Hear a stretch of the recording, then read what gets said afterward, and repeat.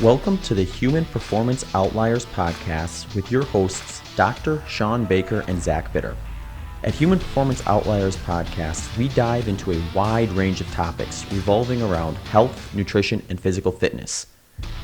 If you enjoy the show and wish to support us, please visit patreon.com/HPO podcast. If you do not use Patreon but still wish to support us, please also consider checking out our PayPal page at paypal.me/HPO pod. The link to both of those can also be found in the show notes. Finally, please consider subscribing to us on your favorite podcast listening platform. Now, on to the next topic.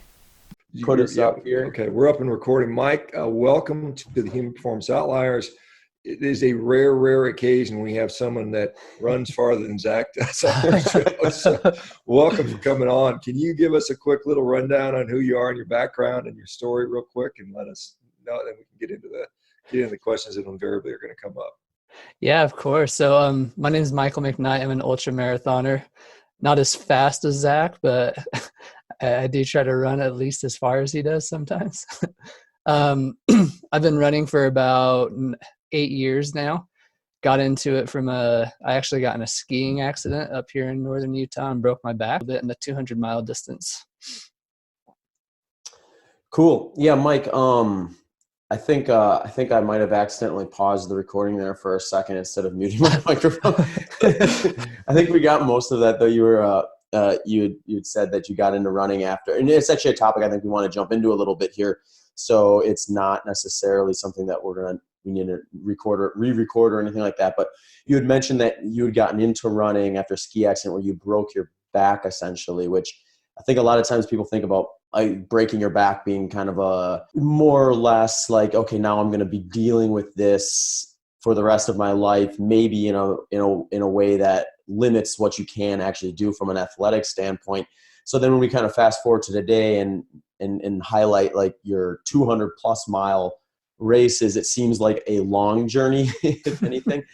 Can you tell us just a little bit about that after that accident? Like, kind of what was your thoughts? What was kind of the doctor's message to you? Like, what was that whole experience like? What was the rehab like? And when did you feel, if you ever did feel like you kind of had, your full use of your backpack?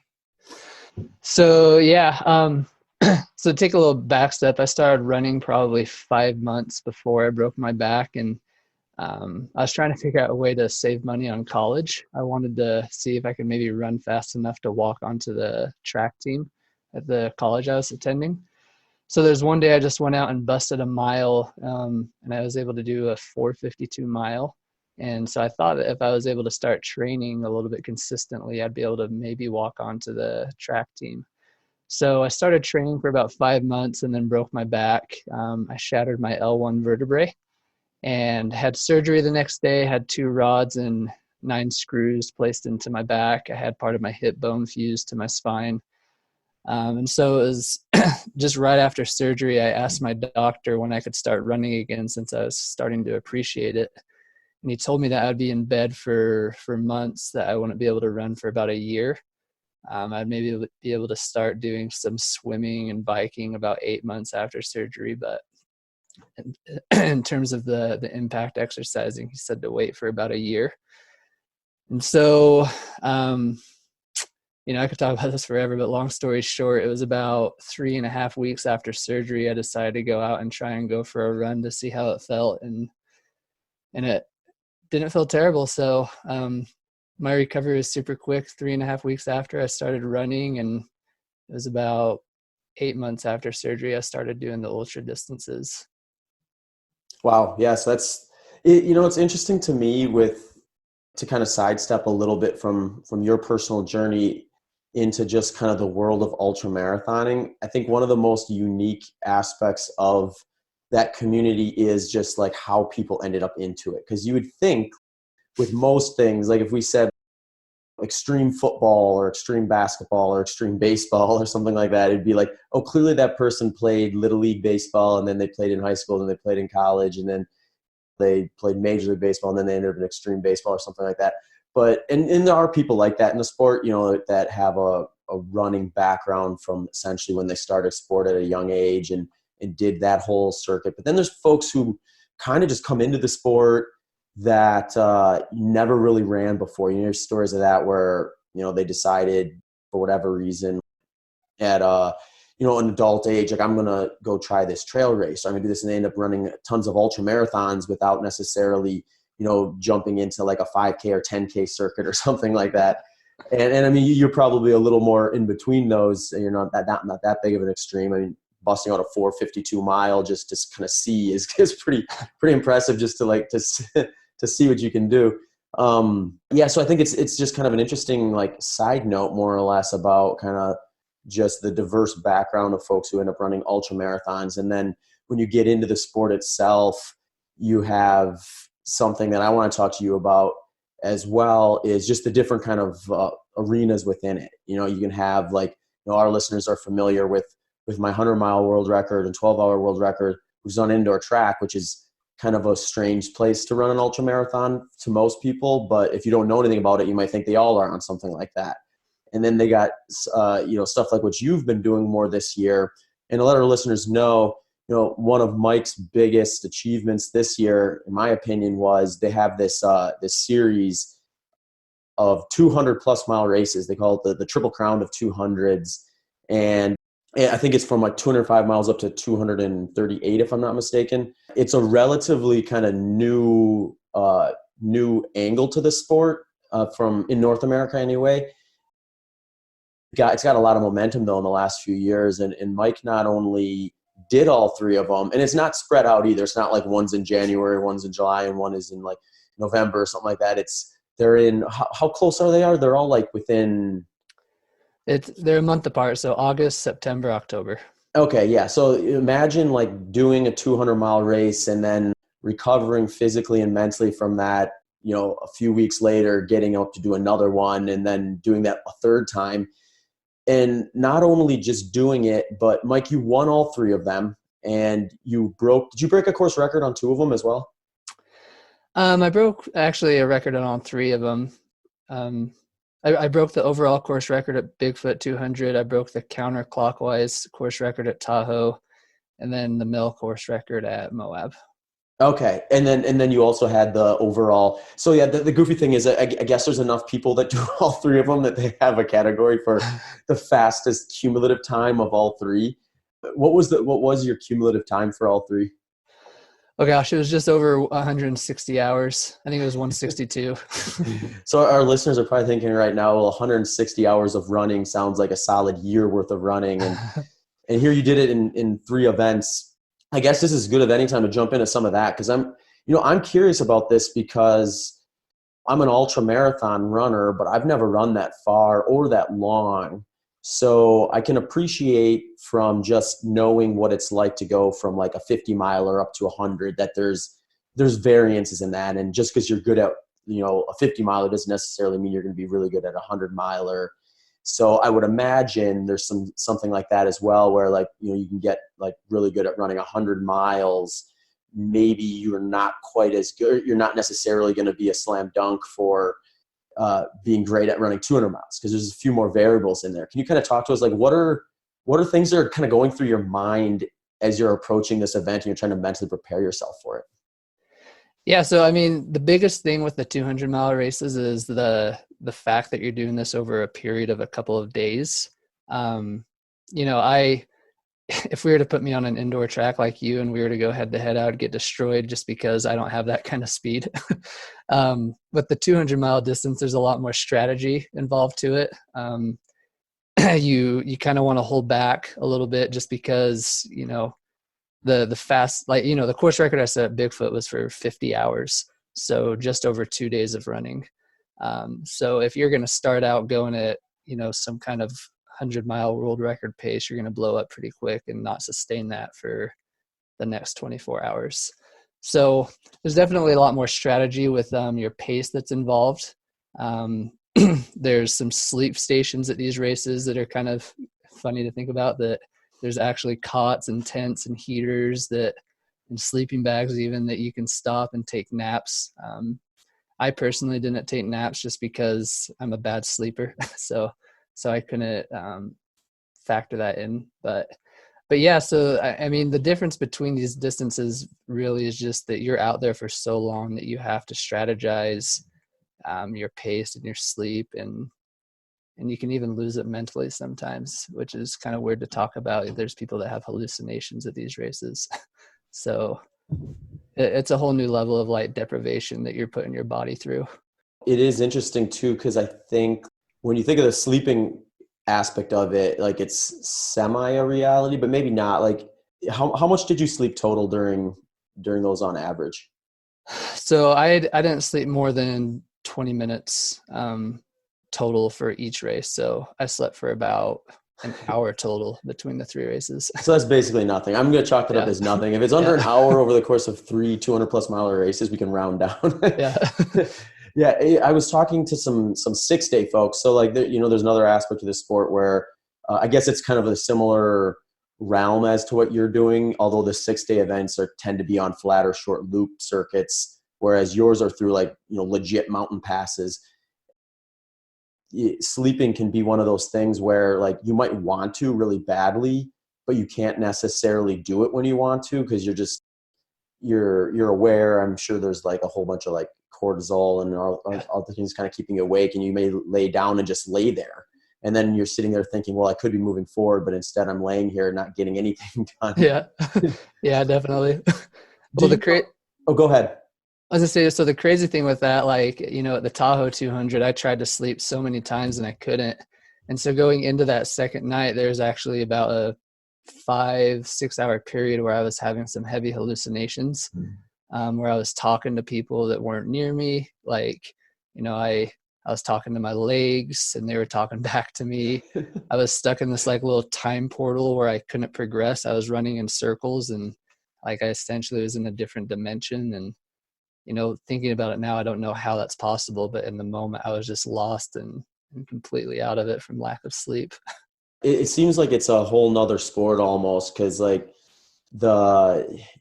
finishing within a day is, you don't, I guess, get quite to that point where you're battling like the sleep deprivation side of things as much. I mean, you're going to get tired obviously, but not to the point, at least not, I haven't seen like, things that aren't there, or hallucinated in some kind of weird way or thing like that, or had an experience where I can look back on it and think like, really, that I was out in another dimension almost.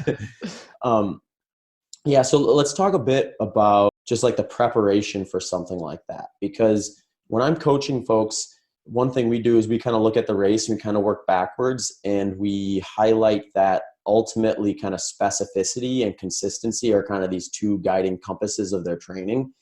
And when you're building a training plan for someone running a long race like that, specific means long and slow, which I like to put kind of near the event itself. And then maybe if I'm going to have them do something shorter and faster, like interval-based stuff, I'll be doing that earlier in the training plan, since I think it's an important component to your aerobic fitness, but it's not necessarily specific to the race intensity itself. So when you're building like a plan, I guess I could ask, do you build a plan? And if you do you have a strategy as to like what you're going to do in kind of the months leading up to one of these? Yeah, so it's very similar to what you just described with your clients, where earlier on in the year I do a lot more speed oriented type work, and as the race got closer, a lot more you could say hiking type work, and mix that up together.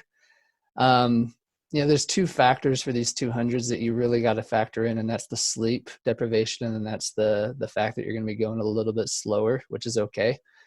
And so I would do specific trainings leading up to it where, I'd go on a run with some steep incline that is technically runnable, but I would purposely hike it and work on my power hiking and my speed hiking, because, you could be in the middle of this race and you could get to a hill with somebody and they could run it and you could hike it and you could get to the top about 10 minutes slower than they did.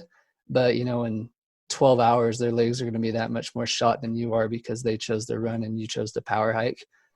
So in my training, I did a lot of power hiking, and then I also did a lot of back-to-back long runs with a little bit of sleep in between. So I'd go on like an evening run for 30 miles and then sleep for about 4 or 5 hours and then wake up and go for another 4 or 5 hour run just to get used to the long distance running, the sleeping, the long distance running and repeating. So it's definitely some speed work, like you were saying, but that's earlier on, and then focusing on the power hike as it gets closer. Cool. Yeah. The closest event I think that we have in the sport to maybe draw some comparisons to would be the Grand Slam of 100 milers, where that's been one that's been around for a while, where you run 4 kind of historic 100 milers over the course of essentially the summer. So you kind of get yourself in this position where you can do like a really big buildup before that first one. But then after that, you're kind of just recovering from it and then getting yourself ready more or less from a recovery standpoint for the next one. You just kind of keep doing that over, and you just hope you have enough fitness to kind of carry you through the series, so to speak.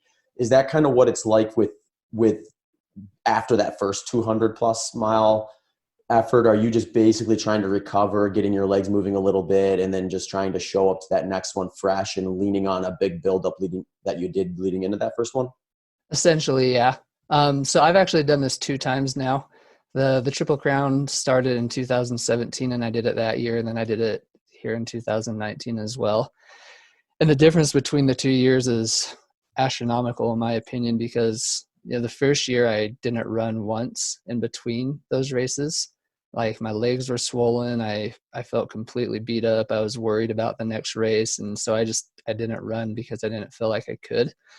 Whereas this year, I guess last year, 2019, I took about 6 days off, and then I started running every day leading up to it, and I felt great and I felt fresh. So I definitely wasn't doing like high training blocks and going for 30-mile runs in between those races, but I would say I was putting in about 60 to 70% effort between the races. Interesting. So you either grew from the first experience or figured something out a little bit there. I think another component that I know Shawn will be interested in too, that you do with this stuff is you pay fairly close attention, or at least you have a unique enough nutritional approach that it would stand out, I would say. Maybe not so much now as it would have a decade ago, but talk to us a bit about your trajectory in the sport with kind of nutrition and how you kind of use that as a tool in your training. So yeah, I'm a very heavy meat eater. And as the months go on, I find myself eating more and more meat and less of everything else. And I think that was a really big difference between the 2017 and 2019 experiences. In 2017, I just started working on keto, and when the races happened, I used that as an excuse to just binge eat whatever I freaking wanted in between the races. And so, when I was supposed to be recovering and taking care of my body, I was eating junk food like fried chicken, fried cheese curds, and just a whole bunch of breaded crap. And, that definitely was not good for the recovery process, which affected it. But, going into this year, I made it a goal to be very, very strict with my high fat and low carb intake. And it was about in between the first 200s that I actually started following Shawn on Instagram and learning about this carnivore diet thing. And so it was leading into the second 200 and going into the third 200 that I started strategically trying carnivore on certain days of the week and certain meals, and experimenting with heavy meat intake. And I mean, I've been feeling great ever since doing it. So I'm kind of borderline keto, low carb, high fat, carnivore. I'm just a mix between all of it. Yeah, Mike, that's interesting. And I think Zach has a similar thing, and he's finding that, and I think more and more athletes are finding the value in, high quality nutrition, that we get in meat. It's very bioavailable. It's what we need for recovery. I know Zach strategically uses it, particularly around recovery. If I'm not mistaken, Zach, I know you go kind of carnivore after these big races because it helps you recover well. And it just makes sense because when we look at what we're doing to our muscles on these long races, I mean, we're really doing a lot of, beating up even more so than weightlifting. We've had guys like, I think, who do we have on there? Like Lehman or Phillips or one of these guys talking about that. Jose Antonio, I think, talking about how much protein requirements go up in endurance athletes. And, there's no better source of protein and fat than we get in animal fats, and often red meat being very, very good strategy. So that's encouraging to hear. Are you, so you did those races, I guess you're in the off season right now. What are your thoughts and plans for dietary strategies going forward? Are you going to do more of these races? Yeah. It is the off season, so I am doing a lot of meat right now, but my first race probably won't be until June. And so, where I live right now, it's like a blizzard outside right now. So there's not a lot of opportunities for races for me right now. And I have a young family, so traveling's out of the question a lot of the time. But the 200-mile distance is definitely my niche. So I'm gonna keep looking for those distances and keep doing it. And I'm very intrigued about these 6-day events that Zach was mentioning earlier, and I'm really going to focus on following a little bit more carnivore this year as well, just to experiment and see what that can do with those kind of events, because I do feel that the more meat that I eat, the better I am doing. When I first heard about your carnivore diet, I thought it sounded so ridiculous. Just to be honest, I didn't see how I'd possibly be able to eat meat every day for the rest of my life, but it's got some value to it. And, I think it's important to look at nutrition on these kind of things. Yeah, it's increasingly interesting. And we had Pete Jacobs, who's an Ironman, former Kona Ironman world champ. He's playing with that right now, noticing, again, improvements in recovery, particularly, and he had a lot of gut issues, and I think that's helping with him. I've got, several Olympic athletes right now that are doing it that I'm aware of, and they're, and I actually did a consultation with one of the Olympic coaches, and he's got several of his athletes doing it and saying they're actually performing extremely well. So, we'll see what shakes out. I think that, there'll be some degree of eat a bunch of meat, plus or minus, some other food potentially, maybe not. And I think there'll be maybe a paradigm shift coming up, that we, instead of focusing on a balanced diet of a bunch of varied things, we're focusing on meat, and then we kind of have a fueling strategy for those events that need it. I don't know. Zach, do you want to comment any more on that? Yeah. I think it's interesting. I think it's really interesting when you get into some of these sports where there's a huge variance in what you do from day to day. And I think Mike, yours very much highlights that, because I talk about this a lot on podcasts. I go on this podcast from time to time about just, what my year can look like in terms of recovery versus peak training, and how it's basically two very different kind of polarizing energetic needs, I guess, and then recovery needs as well. So for you, it's almost like you took that to a whole nother extreme, where you finish an event and, not only are you trying to recover physically and probably catch up on fuel, because there's just no way you're eating what you're burning out there on a 200-mile race. I wouldn't imagine anyway, that you're in a different realm. So I think finding the balance between what you need to do, intra-performance, and also what you need to do when you're recovering from those, and then also what you need to do when you're building up for something like that. They can be a little bit unique, but ultimately, yeah, I think when we look at just what are we trying to do for a specific task, and if that's muscle recovery, it doesn't seem very optimized to me to be focusing on things that aren't the best sources of that. So when we're looking at the best sources of food for protein, and we're looking at, things like eggs, dairy, meat. So, I like to kind of use those as that foundational point of my recovery and of that stuff too. And, I've always been high fat, low carb for the last 8 years or so. So, fatty cuts of meat make a lot of sense in that regard. And I'd be interested about your kind of approach so far, Mike, when it comes to kind of how you're structuring your diet. And it doesn't even necessarily be most recently, because I think you're doing World Carnivore Month, if I'm not mistaken. Yeah. Are you doing anything unique? I'm having certain types of meats for certain things, or are you just kind of just say, I need to eat a lot, so I'm going to eat as much meat as I can get and then go from there? It's more the latter for sure. I do try to get the clean stuff, the grass fed and not just the stuff that you can pick up at your local Walmart or something like that. But I do try to make the quality good, and I do try to focus on the red meat, red meats and salmons. I hardly ever do chickens or anything like that, but there's no strategy in the day to day, just, whatever I have in the freezer, and it's usually red meat or salmon. Mike, how much are you eating? I mean, just from a day, and how much do you weigh, just out of curiosity? Because I know Zach's putting away, he says about 2 pounds of red meat a day. And Zach, I don't remember, you're not like 250 pounds or anything like that.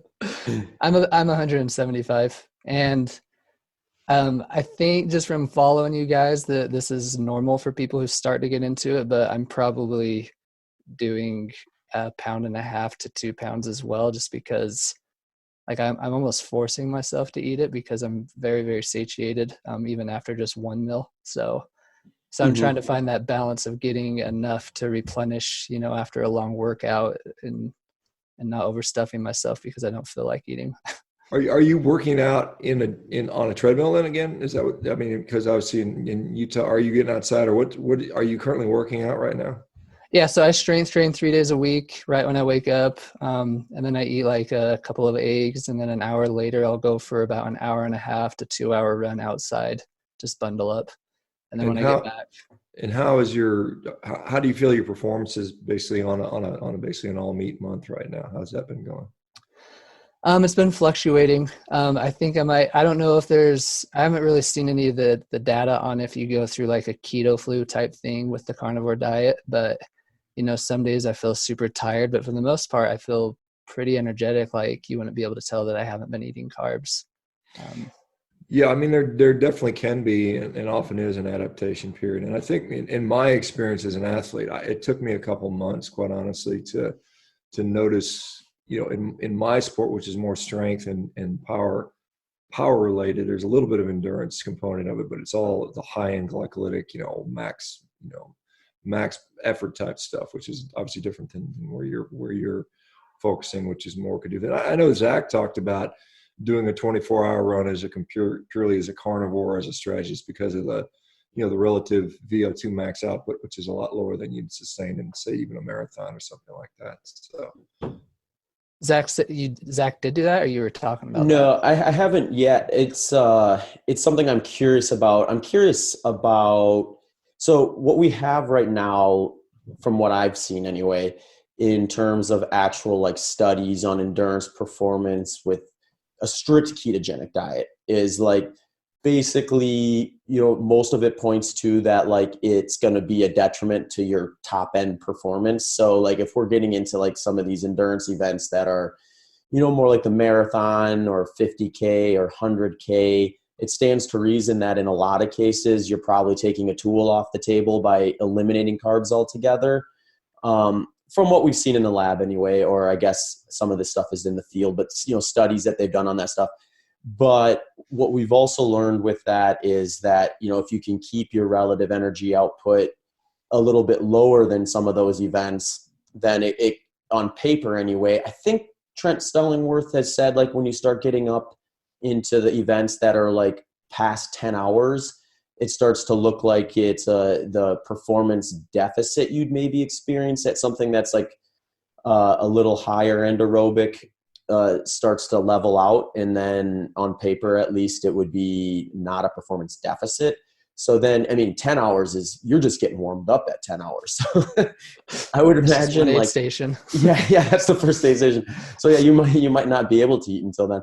But so just thinking about like a 24-hour event, my percentage of VO2 max or percentage of max heart rate is going to be very low relative to even what I would do for one of these fast 100-milers.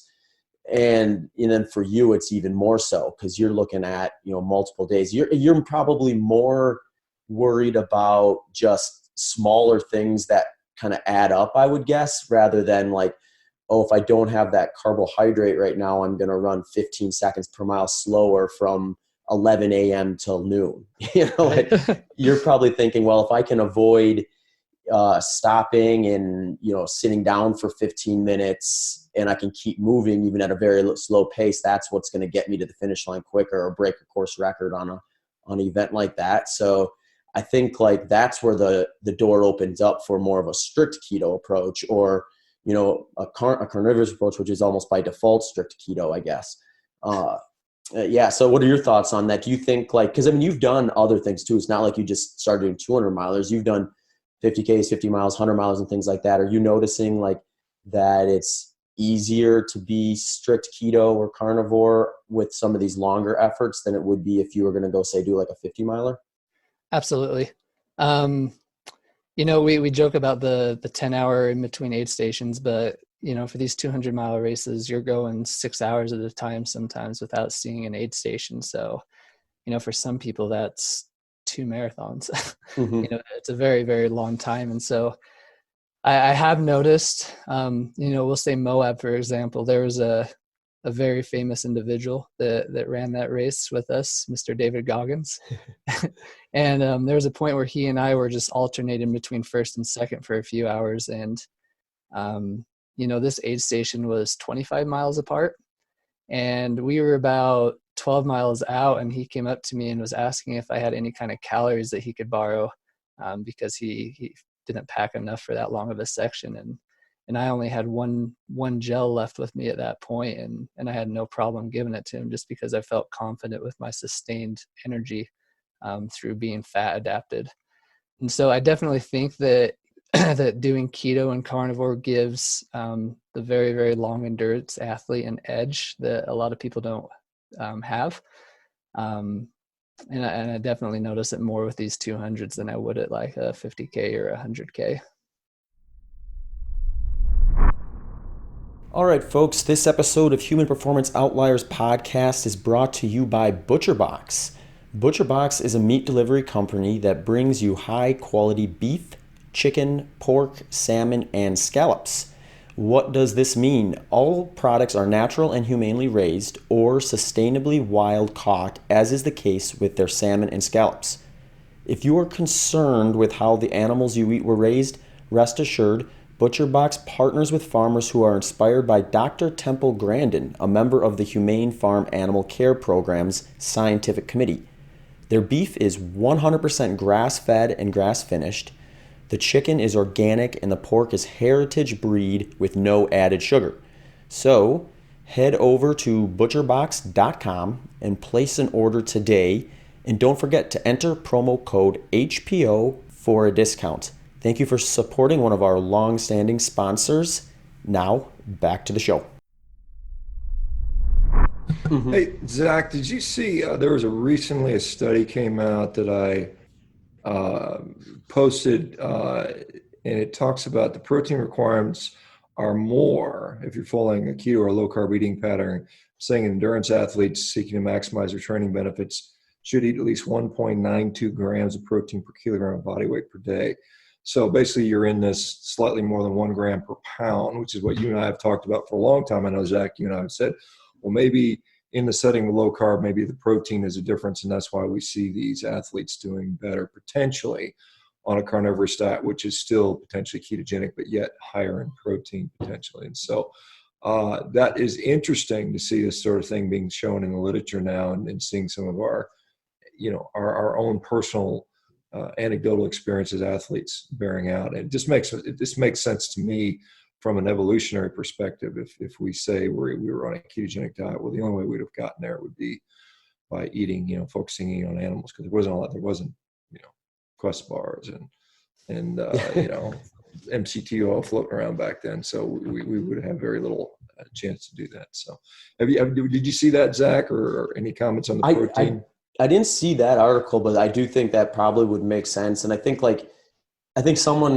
too, just like the role of using the demand driven use of protein for gluconeogenesis would have some effects for athletes like myself, or certainly for Mike, where you're moving at maybe a slow enough pace to actually leverage that a little more than say your typical endurance athlete, who may just be fighting this battle of their hourly output is gonna far exceed what they could possibly eat in a given moment. So then you're looking at like, well, how do I keep my fuel tanks at a manageable enough spot to keep tapping into them? And on the body fat one's not a problem. Obviously, it's the muscle glycogen one that most endurance athletes are worried about. And, for you though, Mike, you might see like that the relatively low intensity and then the opportunity to maybe eat more per hour than you'd be able to if you're trying to run, say, like a marathon or something like that would be interesting. But so Shawn, you were saying the article was recommending about a gram per pound for endurance athletes. Yeah, that was I guess mostly around recovery, just because it's because as you know, we see a high turnover in muscle and requirements for muscle protein synthesis after one of these long endurance events, and so I think that's where that potentially is coming from. But I think it has interesting ramifications for what we're talking about with regard to what's the best low carb approach, and I would say meat heavy, if not carnivore, is probably the way to go. I wonder, Mike, as you said you'd broken your back, and obviously I don't know if you still have sequela, if you have a little bit of pain associated with that, and if so, have you noticed any benefit from switching to all meat in regards to any of those types of symptoms, or swelling or generalized pain or anything like that? Not in my back, no. I was fortunate enough to have most of my back pain go a couple of years after I broke my back. So, but I comparing the 2 years again, the year that I broke keto and carnivore and had a lot of breaded crap and food that was high with inflammation, I noticed that my legs were swollen for quite a bit between those races, where this year I didn't experience any kind of swelling. So from an inflammation standpoint, I've noticed some high benefits from going heavier meat. And I know this isn't a specific question you just asked, but the weird thing that I've noticed, and maybe you have some insight to this, but I'm not a good sleeper. I wake up multiple times at night and I just can't sleep that well. But whenever I go heavy carnivore, I sleep so much better, like the best I've ever slept in my entire life. So I do notice some benefits such as that when I go heavy meat. Yeah, I mean, that is more often not what most people report. One of the things they curiously report is they find that their sleep latency, or the time it takes them to fall asleep, is very quick. The quality of sleep is very high, but sometimes the volume actually decreases a little bit. That's been my experience. I mean, I sleep, whereas before it would take me 7 to 8 hours to feel like I got enough rest. Now I feel like it's 6.5 hours. I spring up out of bed. I can't remember the last time I've used an alarm clock, other than traveling when I'm in a different time zone. But at home, I mean, I wake up at 5, before the sun comes up, wide awake, ready to go, and I feel great. And it's one of those things. And one of the things when we look at what are we doing when we're sleeping, when we're repairing tissues, with meat, you probably have a better quality source of materials to repair with. So maybe that process doesn't require as much time. Also, as Zach may point out during things like the FASTER study, we saw that oxidative stress is much higher, and probably some of the damage associated with that, with athletic competition, goes up. And so maybe you've got less oxidative damage and damage to deal with, and 2, you have better building blocks, and so the sleep quality and time is a little bit different. But yeah, it is one of the more common things that people say, that their sleep goes up, although some people struggle with the transition initially, but that's pretty common. I don't know, Zach, you want to comment on that? Yeah, I was just curious if there was something in like meat or animal products that would, or like a specific nutrient that we've tied to associating with, like, because I know like if you want to, some people, if they're like, they have struggle falling asleep early, they'll take some sort of supplement, like say like melatonin or something like that. Is there something in meat or in things that are high in meat, I guess, that would help someone fall asleep? There is there's some research suggesting things like zinc, magnesium, and then tryptophan have all been associated with sleep improvements. And so those things are all found pretty abundantly in meat. So those are one reason that it may be. Yeah, that's interesting. And I know, Mike, like I noticed I had basically the same situation. I've had other people tell me that too. And it's one of those things where I don't know like what the real cause is a lot of the time. as to why like someone would maybe find their sleep quality improves on like a high fat, low carb diet, or like the swelling the legs is another one that's kind of hard to tease out. But, you know, because some people all have say the opposite. They'll say, oh, I switched to a keto diet and I started sleeping terribly. And it's like, well, you know, then maybe don't do it or don't do it for 2 weeks and then stop.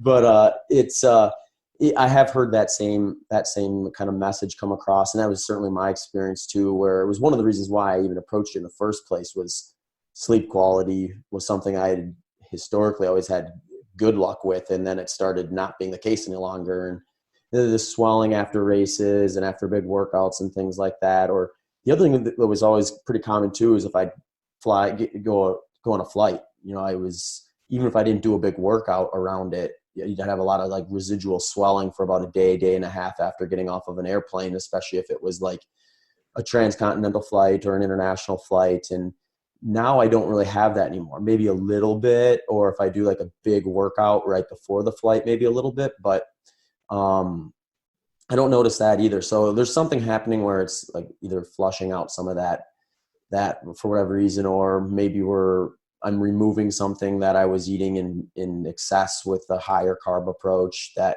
is allowing for that. But kind of an interesting, I think, follow-up question for you, because we kind of looked into when you were talking about the was it Moab, I think, when you were with Goggins and you gave him the gel.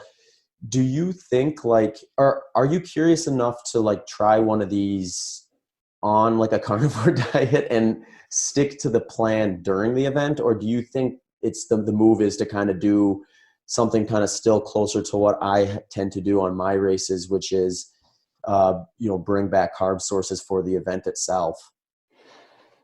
I'm curious. Well, my biggest worry is, and you and I kind of talked about this last month, my biggest worry is doing a strict carnivore diet full time and going to a race and then introducing carbs and just completely wrecking my gut and having to go to the bathroom multiple times, whatever it may be. So I do want to try, though, doing a longer distance race full carnivore. Yes. I feel that specifically with my body type, you know, the issue that I was running into before I came to keto and carnivore is, you know, I'm a bigger runner. I weigh 30 to 40 pounds more than a lot of other runners. So I was running into the cycle where I'd have to eat a lot of calories to maintain my energy levels. And so when I would eat those calories, I would get sick and start puking a lot and just have a terrible race. Whereas the next race, I would lower my calorie intake because I didn't want to puke, and I would end up losing all my energy and just feeling like crap in a different way. So, you know, for my body type, I feel like there's quite a bit of value to being fat adapted. And I'm very, very curious to know if there's like another edge if you're going full carnivore and no carb for that kind of a race.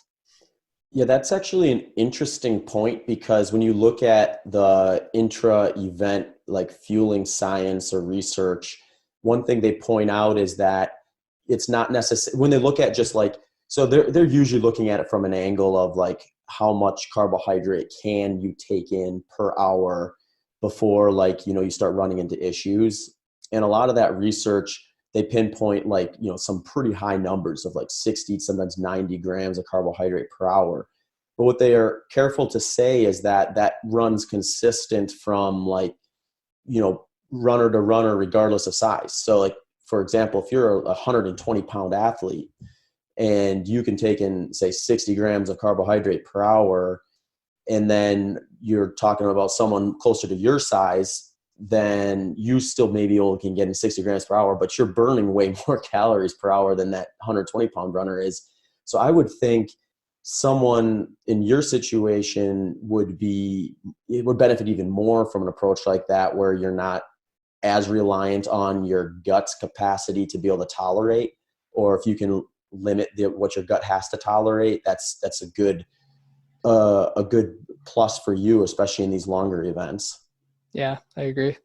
So I want to try it, but I just got to find a race I don't care enough about, just in case it doesn't work out.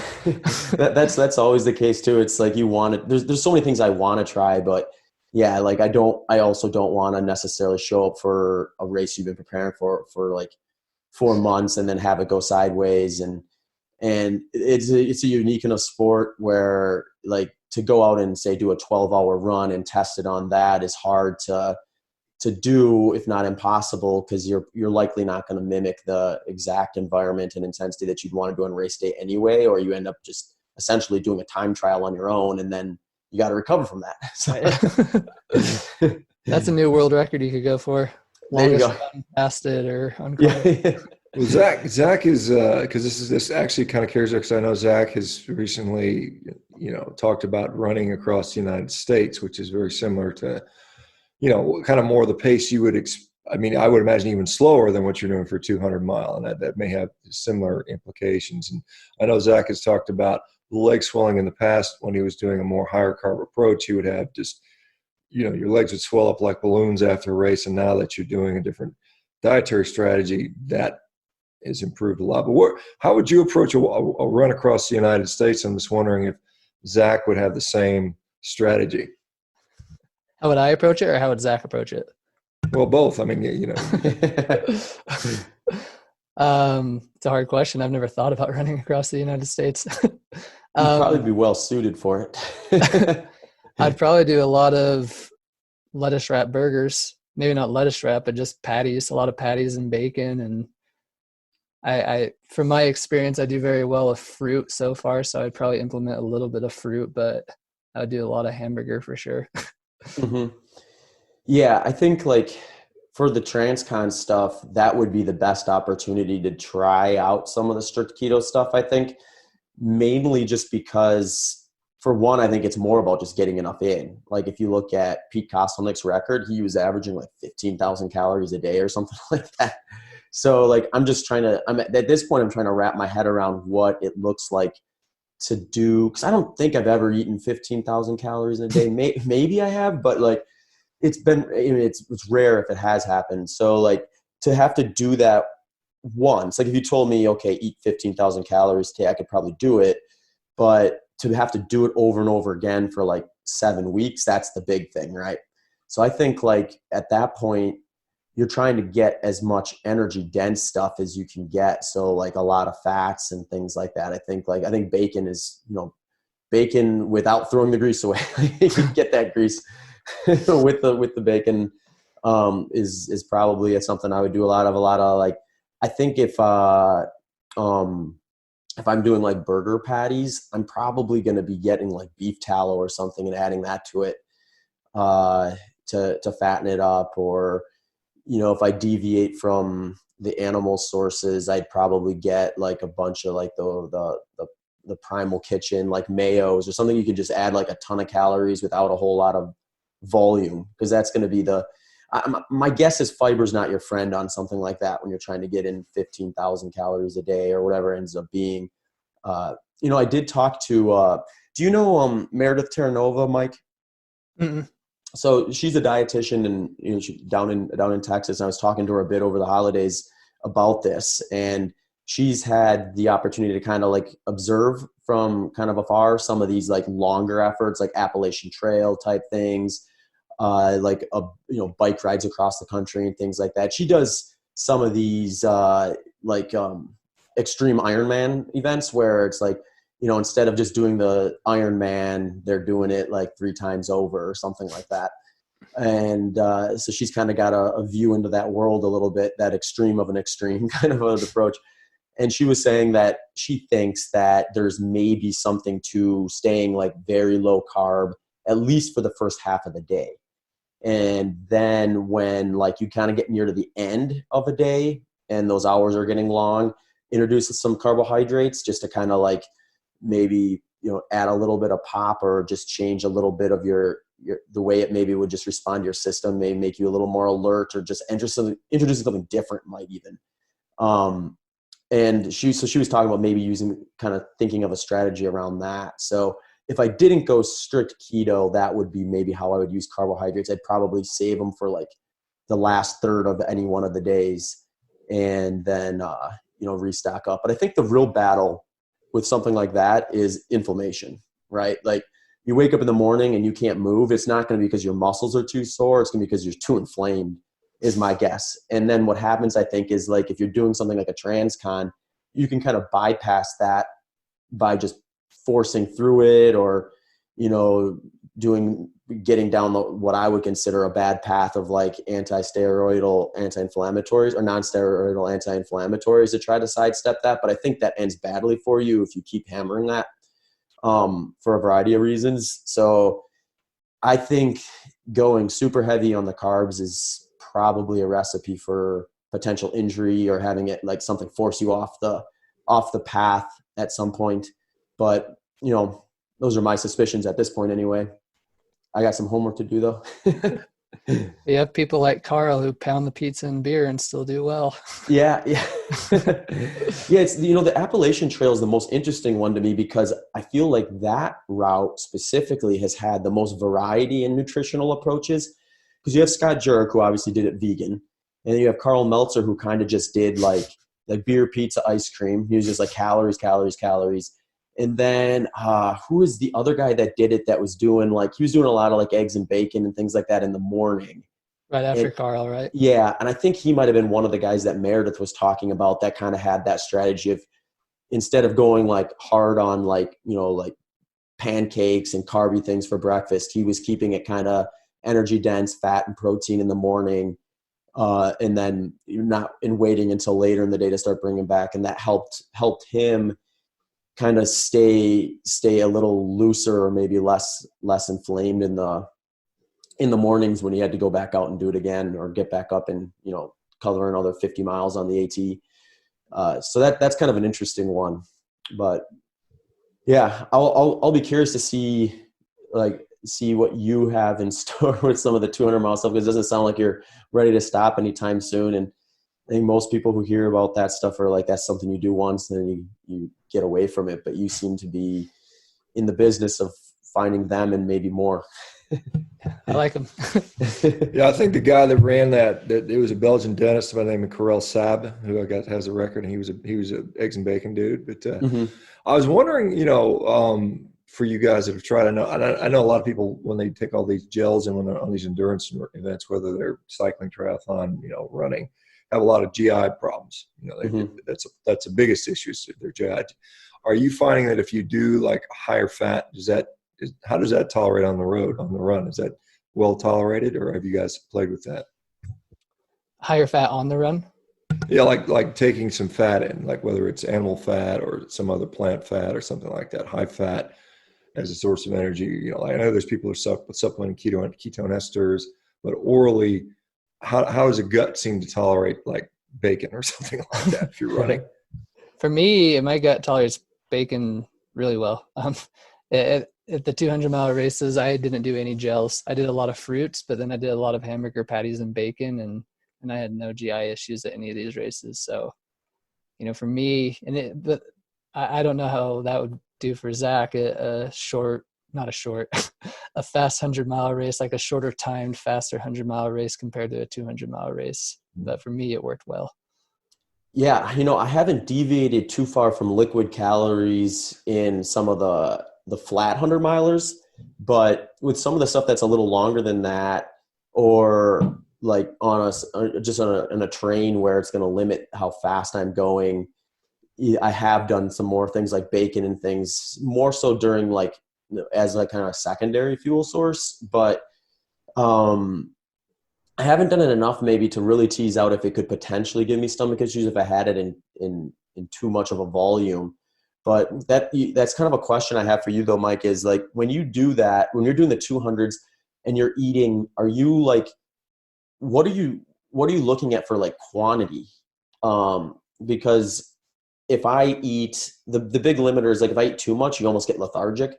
So like, are you kind of biting that bullet more or less and then just kind of saying, okay, the next 20 minutes, I'm going to be doing more of a hike and let this kind of settle and then I'll kind of get back into some running? Or are you just trying to eat it in a small enough quantity that it doesn't really affect kind of that system a little bit as much? Small enough quantity. Okay. I'm very more on the eat as little as possible side of things. You know, Ben Light, when he did the 200s, I remember he said at one aid station or throughout the whole race, he had like something like 12 hamburgers and 2 pizzas or something like that. And I bet you for me, I had maybe 3 hamburgers and 10 pieces of bacon, and the rest was just liquid based. So Okay. I'm more on the lower side. Is Ben, I saw Ben actually at Javelina 100 this year. I think it was at Javelina, and I think he was like 3 or 4 weeks into a keto diet, and he had said that he was feeling it a bit, but he felt like it was kind of turning a corner a little bit. Have you been talking to him much recently, or? Yeah, he's in phase 2 right now, and he's loving it. Okay, cool, good. Yeah, it's always interesting to hear because, like, you know, for my start, I was like 4 weeks of pretty smooth sailing, I would say, relative to some of the stories I've heard. But it was like also a time of year where I was not structured training. So if I felt really miserable, I would just run 2 minutes per mile slower and maybe not as long and say, okay, whatever. And then like the next day I'd maybe feel perfectly fine. So the thing that kind of kept me motivated to do it was like what we talked about earlier was I was started to sleep better almost right away. And my energy levels outside of activity were pretty steady. So like just going to work, and I was teaching at the time, so going to work and teaching was like, oh, this is cool. I don't feel like I should need a nap at, 2 or 3 in the afternoon anymore. But so talking to Ben, it was like, oh yeah, like you're, I think he was more or less still kind of training to a degree, but he's also doing like a lot of stuff you are. He's another guy who's done the Triple Crown, does these long 200 milers. So I think like, I love to see guys like you play around with this stuff, because I think that's like, I don't want to say a no-brainer, but I think it's certainly like something that should be seen as like one of the go-to approaches from a nutritional standpoint for events of that distance and length. Yeah, absolutely. Cool. So you said you do some strength training and stuff. Do you do any other type of cross training? Because I would imagine like with just time on feet being one of the things that you're worried about, you have a little more opportunity, and living in a state where you have all 4 seasons. Are you doing skiing? Are you getting on bikes or anything like that? I don't bike. In the summer, I'm just doing running the whole time. But right now in the winter, I do backcountry skiing. I have a touring setup. So yeah, I do strength training, cross-country skiing, backcountry skiing, running. That's about it. Cool. So, Mike, do you have another big? You have an event? Do you have things scheduled this year? You're going to do the same Triple Crown deal, or you said something in June? Is that a 200 deal? No, I'm going for the Badwater. I don't know if you've heard of that one. I have. That's how far is that one? It's like 140 or something, or what is that? Yeah, 135. 135. Okay. That's going to be surprised I know that, because I'm not an endurance guy, but I have heard enough about that. So. I was going to say, anybody that relatively knows of ultra running knows of Badwater because of Goggins. Yeah, Badwater in Western states always pop up. Leadville sometimes too. Awesome. I'm curious to know how a heavy meat diet's going to do for that kind of race with the heat, though. Well, that's actually a good point, because I was going to ask you about that. Because I think Badwater, when you get these really hot environments, sometimes what ends up happening from a competitive standpoint is you just can't eat as much of anything. So I would think you maybe get as fat adapted as you can almost going into something like that, and just plan on eating the lower end of average of what you've normally done, or even lower in some cases when it's the heat of the day. Yeah. It could be interesting, because I know historically Badwater was set up in a way where you go through the heat of the day and the thick of the race. Whereas now, due to permitting issues, they had to kind of manipulate the start a bit. So now someone as fast as you might take care of the hottest portion of the course when it's still nighttime, a little cooler. I mean, relatively though. Have you looked at much of the forecasts throughout the course of the race? A little bit, but it's essentially a lottery. So I'm just going to wait till I get accepted or not before I really start to look at it. Sure. Yeah. Cause it's probably here in Phoenix, it's nice to say, oh, it cools off at night, but cooling off is all relative. It might still be 85 degrees. I'm pretty sure my buddy who did it last year said it was 100 degrees at night. Okay. Yeah. So digesting anything, at least you don't have direct sunlight, I guess. But I would think like maybe you'd want to just get really fat adapted for that, and then try to run consistent. That might be the experiment with carnivore fully. There you go. Yeah. Well, let me see if you do, let me know. I'll be interested, obviously. So yeah, I will. So, Mike, where can people find out about you, follow you, sort of ask you questions and stuff like that if they want to? Just Michael John McKnight on Facebook, and then my Instagram is dirtymike_89. Dirty Mike. No, we don't need to get into that name, but yeah. All right, Zach. Well, good deal. That's another interesting topic. And so I just got a phone notification about our other podcast. So. Oh, okay. We must be coming up soon on it. Well, awesome. Yep. A little bit. Yeah. So, Mike, we'll link your Facebook and Instagram stuff to the show notes so folks can head over and follow Mike. Definitely give him a follow on Instagram. See what he's up to. Follow along as he runs while we sleep multiple times before he finishes. All right. Take care. Okay. Thanks, guys. Hey folks, Human Performance Outliers Podcast is growing, and due to the growth, we are looking to take on some new sponsors.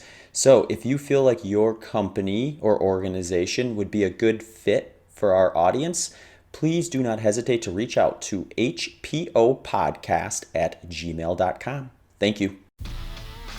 Thank you for listening to this episode of the Human Performance Outliers Podcast with hosts Dr. Shawn Baker and Zach Bitter.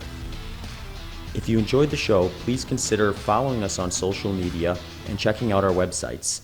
Links to those can be found in the show notes. Also, if you have any questions or comments, please do not hesitate to shoot us an email at hpopodcast@gmail.com. Thanks again for tuning into the show.